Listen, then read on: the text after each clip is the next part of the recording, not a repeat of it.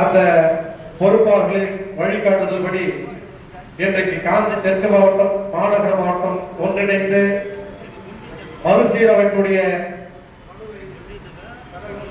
நிலையில் இன்றைக்கு கூட்டப்பட்டிருக்கிறது. இந்த கூட்டத்திற்கு அனைவரையும் வரவேற்புரையாக மாநகர மாவட்ட செயலர் தம்பி மதியாதவர்களை வரவேற்கிறேன். அவர்கள் இன்றைக்கு பெற்றிருக்கிறார்கள்.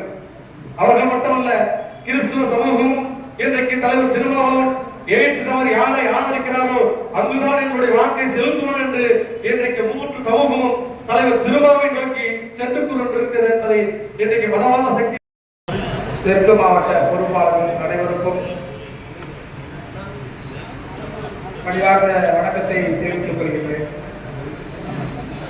இன்றைக்கு கட்சி என்பது அடுத்த தலைமுறையிடம் சென்றிருக்கின்றது.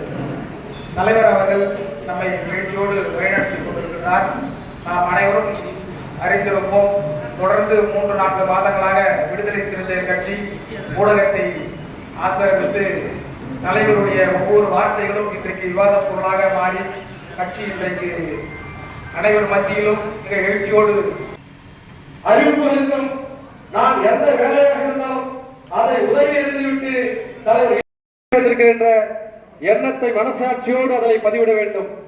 பொறுப்பு வருகிறது என்றதால் ஓடோடி வந்து காசோலியை வழங்கிவிட்டு சொல்லாமல் நீங்கள் தயவு கூர்ந்து நீங்கள் கேட்கிற பொறுப்புக்கு இந்த வழிகாட்டுதல் அமையும் என்பதை நீங்கள் எண்ணி பார்க்க வேண்டும்.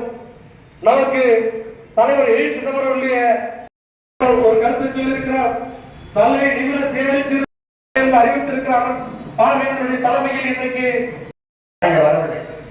சனாதனம் என்ற ஒரு கோட்பாட்டை உடைத்தெடுத்த தகர்த்த மறுபெரும் மிகப்பெரும் தலைவர் ஏசி தமிழர் அவர்கள் என்பதை மறந்துவிடக் கூடாது.